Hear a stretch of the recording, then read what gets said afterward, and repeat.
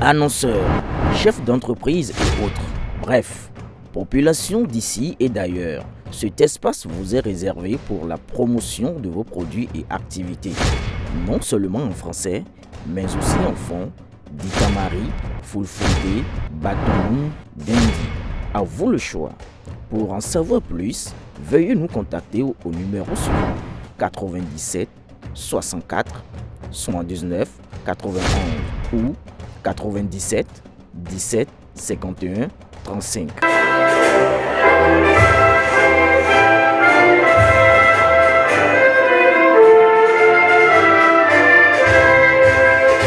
Revenir en arrière après plus de 3 décennies de démocratie aurait été un échec pour la nation béninoise et ça, le bloc républicain fondé sur les principes démocratiques et les valeurs d'un État-nation dit non et condamne tout acte ou velléité qui tende à briser cet acquis du peuple béninois.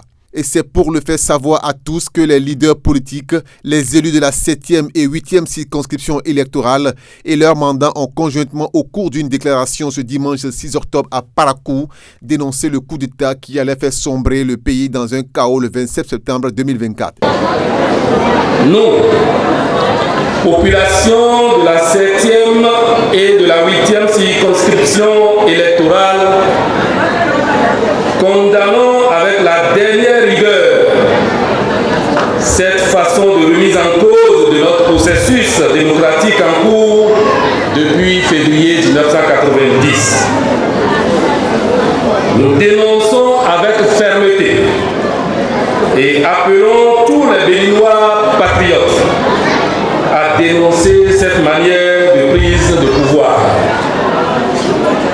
Nous demandons aux forces armées républicaines d'affermir leurs pas en renouvelant sans cesse l'engagement républicain qu'elles ont pris de servir le drapeau national avec honneur et dignité. Une déclaration vivement saluée par les populations qui ont également montré un soutien manifeste au président Patrice Talon.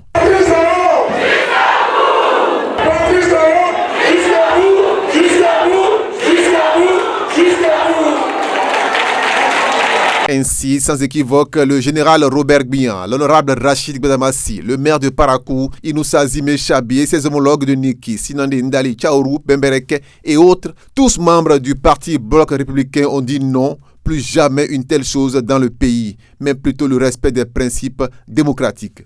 Le président de la République, son Excellence, le président Patrice Talon, a placé son deuxième mandat sur le hautement social. Et vous comprenez avec nous que c'est quand même honteux, je peux même dire que c'est une trahison de mobiliser 2 milliards pour remettre en cause l'ordre constitutionnel, pour détruire la démocratie chèrement acquise.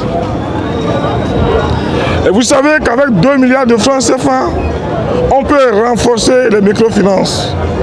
Avec 2 milliards de francs CFA, on peut construire les modules de classe.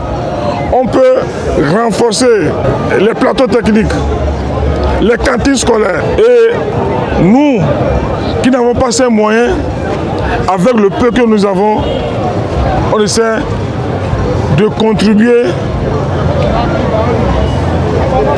au hautement social prôné par le chef de l'État. Donc en réalité, nous au niveau du bloc républicain, nous demandons au président de la République de rester serein et imperturbable. Parce que quiconque se lèvera sera abaissé et quiconque s'abaissera sera élevé. Et pour avoir tenu au principe d'une armée républicaine, l'honorable Robert Bihan, lui-même général de brigade de l'armée béninoise, salue l'esprit patriotique et le respect des principes républicains par le colonel Djimotevo Idjre et condamne toute autre appréciation à donner à son action. Je vais insister sur le caractère républicain de nos forces armées béninoises.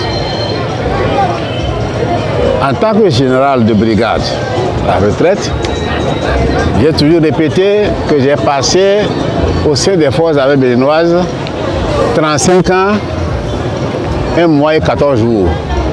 Donc je sais bien ce qui s'y passe.